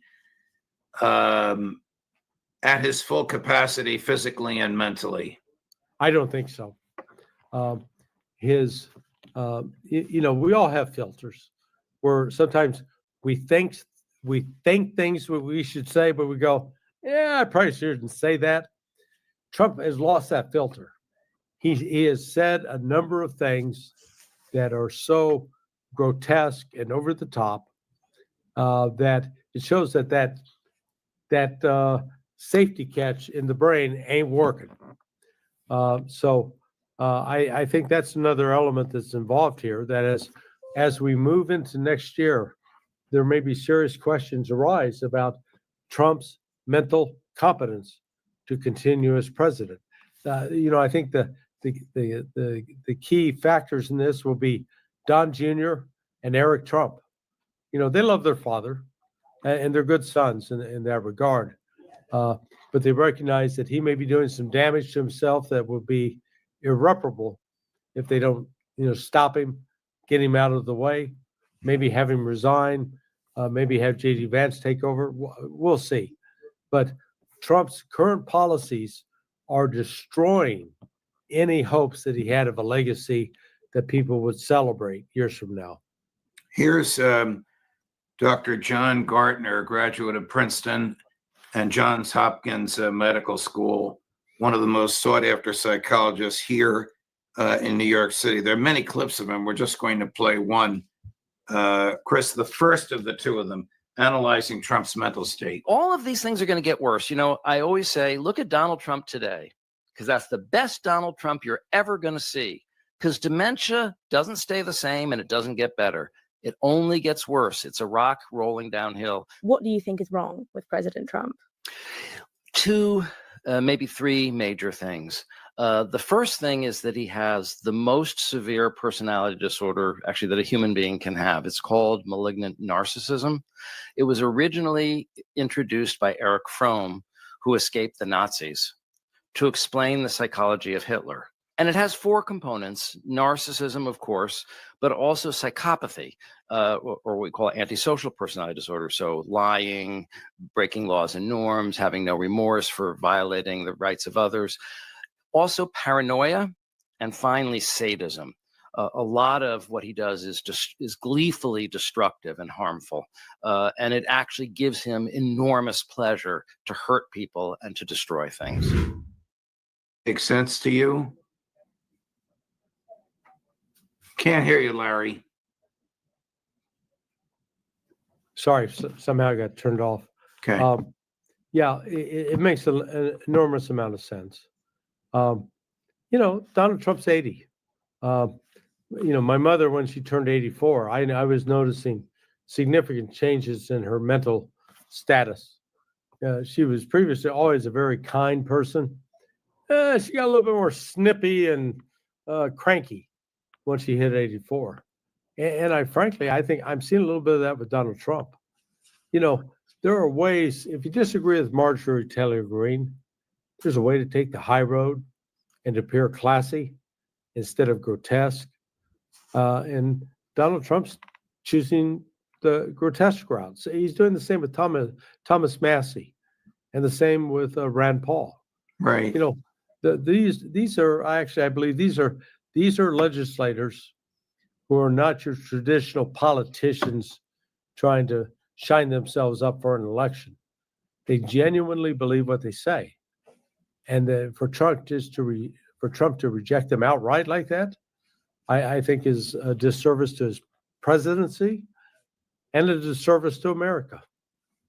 Larry, will we see you for the Intelligence Community Roundtable on Friday? When are you going to be back?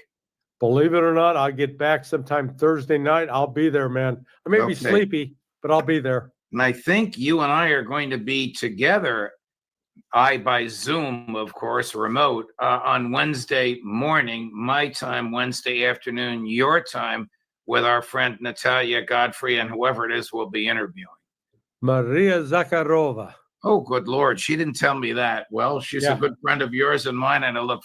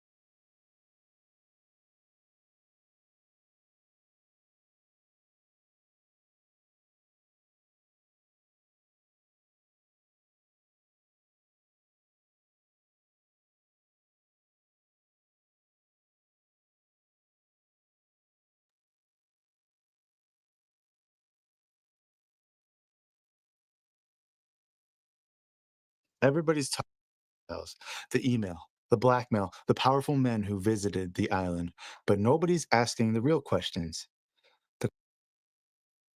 questions like, what was that temple on Little St. James Island used for? Was there really a tunnel underneath it that went deep into the mountain? Was there tunnels that connected that to other places? And what were those tunnels used for? What were they doing underground? Because we know the official story is lacking in its explanation. But what was it actually used for? Because there's been some people, some whistleblowers, some survivors who escaped the island who allegedly said some very interesting things about that temple. Whether it's true or not, you be the judge. And here's where it gets pretty strange because, according to some people, survivors say that they heard weird things at night. They heard things like chanting. They heard strange music that didn't sound quite right, like it wasn't really coming from anywhere. They talk about symbols that were carved into stones, underground tunnels, and elevators that went down inside that hilltop. Leading to where? I don't know. And also, there was apparently some rooms that people weren't allowed to enter that went along with this oppressive presence that people talked about. An evil. They felt an evil. It was an evil that hung over certain parts of the island. In fact, the entire island, Little St. James Island. A lot of people said that as soon as they stepped onto the island, they felt it was off. They felt oppressed. They felt darkness that was surrounding the entire island. Now, when you look at this architecture and you look at the temple itself and what it was made out of, what it looked like, you realize that it really is, there's something disturbing here because it wasn't designed for humans, basically. It was designed, in my opinion, for something else, something darker, something far more sinister. And what is that specifically? Well, let's just cut to the chase because we can find the answer to that question in the Bible. Because Ephesians 6:12 says that we wrestle not against flesh and blood, but against principalities, against the powers, against the rulers of the darkness of this world, against spiritual wickedness in high places. Okay? That's what the Bible says. So, what if Epstein's Island wasn't just about SA or ST, okay? But what if it was actually a gateway into the spiritual, a gateway into another dimension? That the Sphinx was a door to another dimension, a gateway to immeasurable power. To another dimension? Demons live in the box. Those were demons in the bowels of hell. Let me show you what I mean, okay? The temple that was sitting on Little St. James on Epstein Island, it was on the highest point of the island. And my calculations, in my opinion, that's not random. He chose that specific spot on purpose. Why? Because it's an ancient occult practice. High places is what they were called in the Bible, and they were considered thin. The veil between our world and the other world was considered thinner the higher you get. So generally, in the Old Testament and in the ancient times, occultists and people doing rituals and people trying to contact the other side would choose the highest place, the high place, to conduct their rituals so that their ritual would be a success. These locations where the barrier between the physical and the spiritual was weak, they're real and they're the high places, all right? So the Bible constantly warns us about high places over and over again. It's all over the Old Testament. God commands Israel to tear down places where the pagan nations were they were worshiping their gods, their demons, their fallen angels. Okay, this is spiritual warfare at its highest levels, everybody. And why? Why did they build it in the high places? Because it worked. Okay. They wouldn't do something over and over again if it didn't work. And as we know, the things of old are also the things of new. All the secret societies, all the rituals, the occultism, all the black magic, everything around today is literally brought back from the ancient world. So if they did it in ancient times, they're doing it today. Okay. So let's look at the design itself of this building. The entrance, it faces magnetic north. In ritual magic, directional alignment, it really does matter because north in occult theology, it represents the void, the abyss, the dwelling place of demonic entities. And that's occult cosmology, and that's across the board. By facing the door towards the abyss, is he summoning entities to come into that place? And if he is, what entities and why? All right, now look at the golden dome, okay, on this picture. Golden dome. It's a distinctive golden cap. And here's the thing that people don't talk about.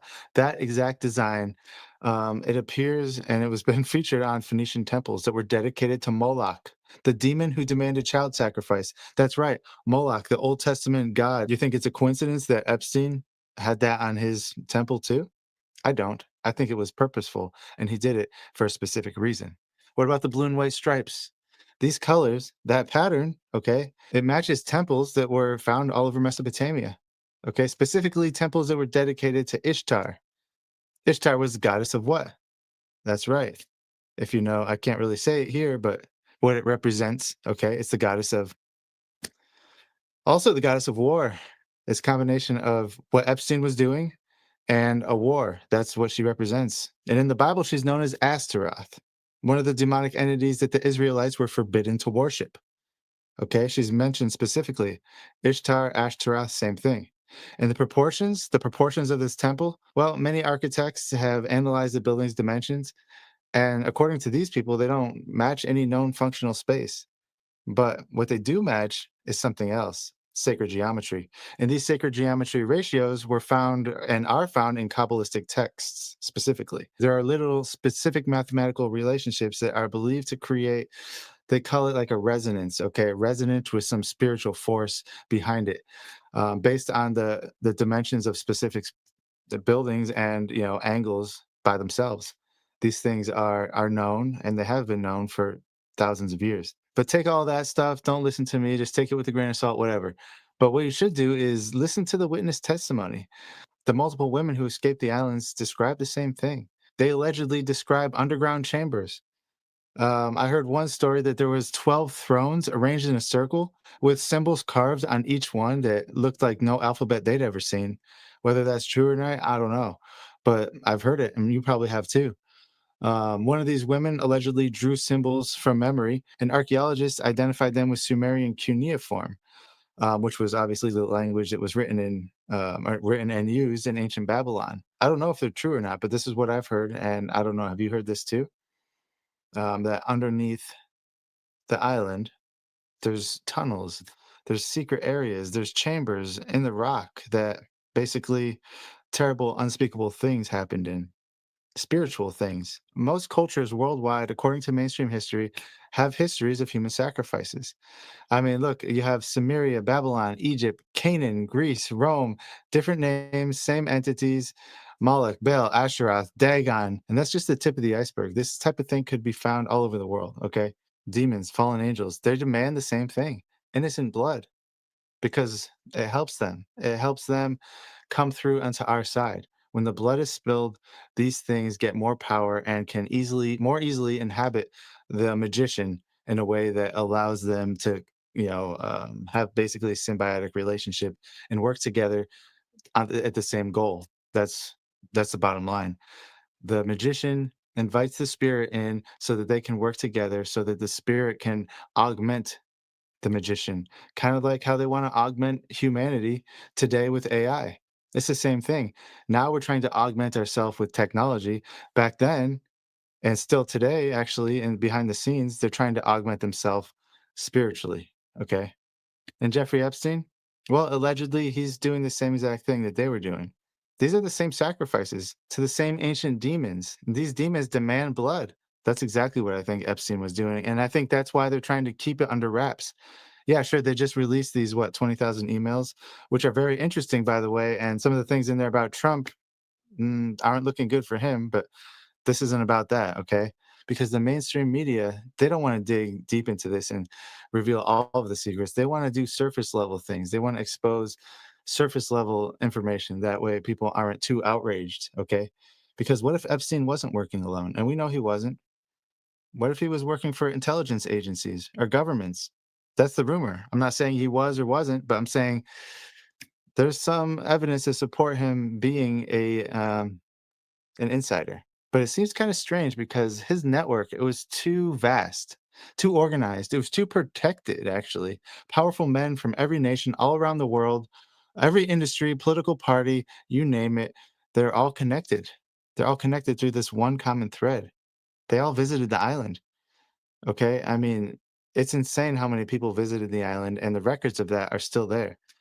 They participated in something. Why would they visit that? Is it like Bohemian Grove, but on steroids? Bohemian Grove is more of the playful aspect of it, and this is the real deal, maybe. So they went to the island. All these people, all these bigwigs went to the island. They participated in something, and then they became compromised. Okay, they were able to be controlled, and who was controlling them? And who was using blackmail? Who was it? Was it Epstein himself? Or was there something behind Epstein that was pulling the strings of this whole thing? Was it Epstein the ringleader of this whole thing, or was he just a puppet? Was he the face of it? But behind him, there's a whole nother layer, a darker layer, a deeper layer that people aren't even talking about. And Epstein's job was just providing this initiation. Okay, not into a secret society.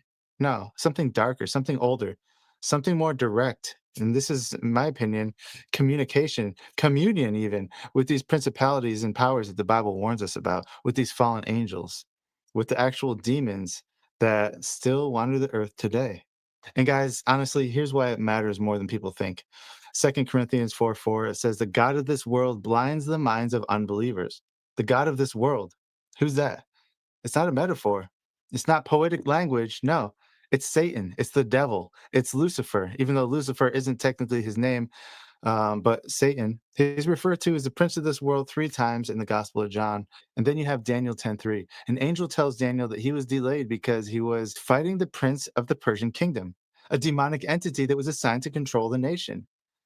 This wasn't metaphorical, guys. This was literal. This angel was literally in a battle with a demonic god, a fallen angel, however you want to call him. And we know demons and fallen angels are totally different things, but they work together. They're one and the same as far as their alignment goes. So yeah, a fallen angel could be called demonic, but they're not. It's not a demon. It's a lot more powerful than a demon. Demons are only in the spiritual and can only inhabit bodies to get their physical power. As far as, but when you look at fallen angels can appear physical. They don't need to inhabit bodies, but they can. And you might be saying, how can a fallen angel possess somebody? Well, if you look at what happened to Judas, okay, it says that Judas was possessed by Satan. Satan literally inhabited his body when he hung himself. So under that precedent, yes, fallen angels can also inhabit people, but they don't need to because they have physical bodies as well. How that works, I don't know, but that's what the Bible says. Some people might be saying, oh, that's ancient mythology. It's not modern. There's no modern relevance to this. We live in current year where, we have all this technology. We don't need to rely on the spiritual. But technology and the spiritual are the one and the same. Explain this if you don't think it's real. Why do global leaders meet at Bohemian Grove to perform these mock human sacrifices in front of a 40-foot owl statue? Okay, guys, this Bohemian Grove isn't conspiracy theory. It's fact. We all know about it. Everybody knows about it. And ask yourself this, okay? How come the mainstream media doesn't cover Bohemian Grove? None of them do. You can only find information about Bohemian Grove from third-party sources or people who storm into it, like AJ and some other people. And the mainstream media, even though they know it's fact, they know that it's a legitimate place, they don't cover it now or ever.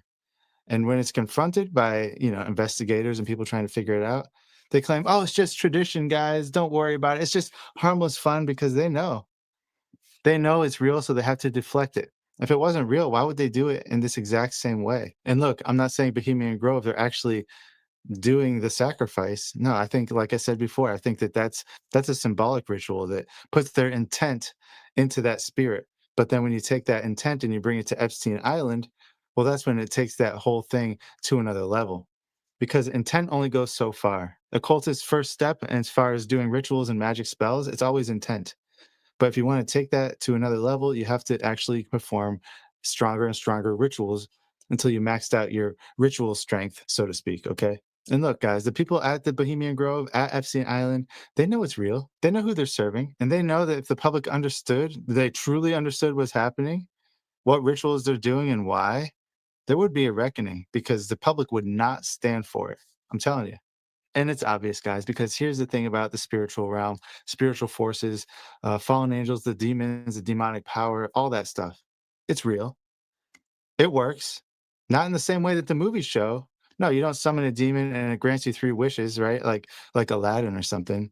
It's not a jinn. It's not a genie. No, it's more subtle than that. It's more insidious. You open a door, you invite something in, you make an agreement, and you don't have to speak a word. It's all internal. So a sacrifice that allows the spirit to actually inhabit you. A ritual, the same thing. This act of worship that they're doing, it's an exchange for knowledge, for power, for a mutual control over that body between whatever spirit is in there, or spirits, I should say, legion, and the person who did the ritual in the first place. And it's more than just things like promotions at work, connections with people, opportunities, money, fame. It's more than that. Sure, that's all part of it, but it goes far beyond that. And once you've opened that door, once you've accepted it, you've accepted that power, you're bound by it. You're compromised.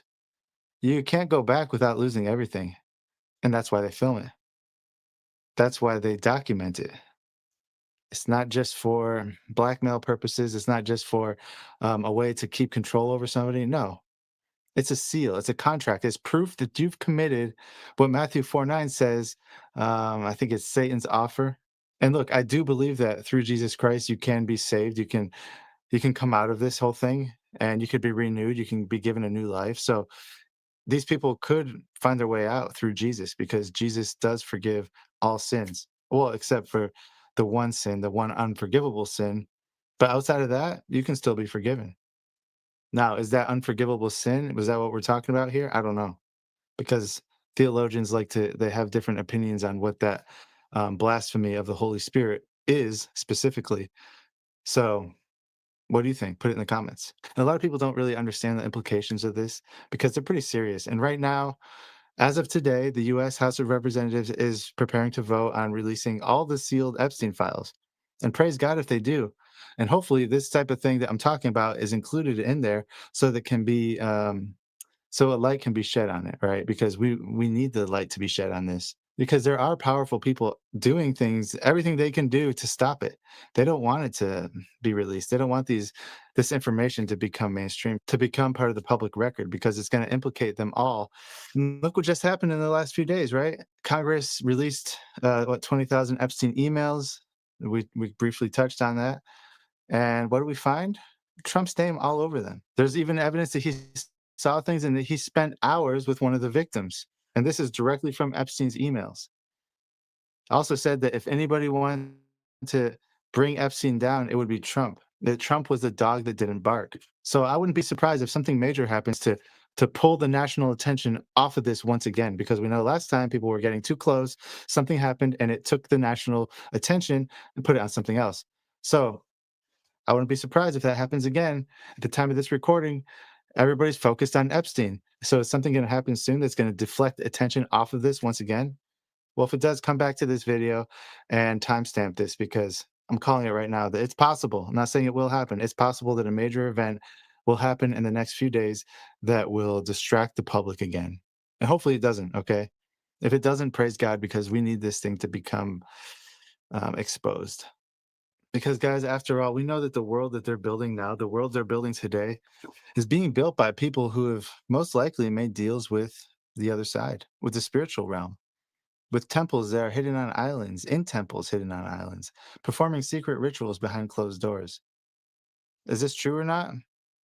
I don't know. You tell me. Do you believe it? Epstein and his temple? Well, that's probably just one node in this big network that goes around the world. And whenever he was removed from the game, there's probably another one that popped up somewhere that people don't know about yet, okay? And here's what people really need to understand. And this isn't about proving Epstein was into the occult. No, because we can't really prove it right now. It's all speculation and it's all allegedly stuff, okay? We don't really know for sure. All we can do is look at what we know and try and connect dots. Now, whether or not that's actually what was going on, who knows? I believe it was, but that's just my opinion. And I'm not even talking about exposing specific celebrities or politicians or CEOs or whatever. I'm talking about just recognizing this spiritual reality that we are in, the spiritual world that's being controlled by these demonic forces. So what do you think about all this? Do you think there is an actual spiritual aspect to Epstein Island, to what Epstein was doing to his temple? Does it connect back to the Old Testament, to these human sacrifices, to the fallen angels, to Nimrod, to the Tower of Babel, to all these things? Put it in the comments below. I'm curious to see if you agree with me or you don't agree. Either way, this is just my opinion, guys. So I want to thank you all for watching this video. Please comment. Kofi, follow me.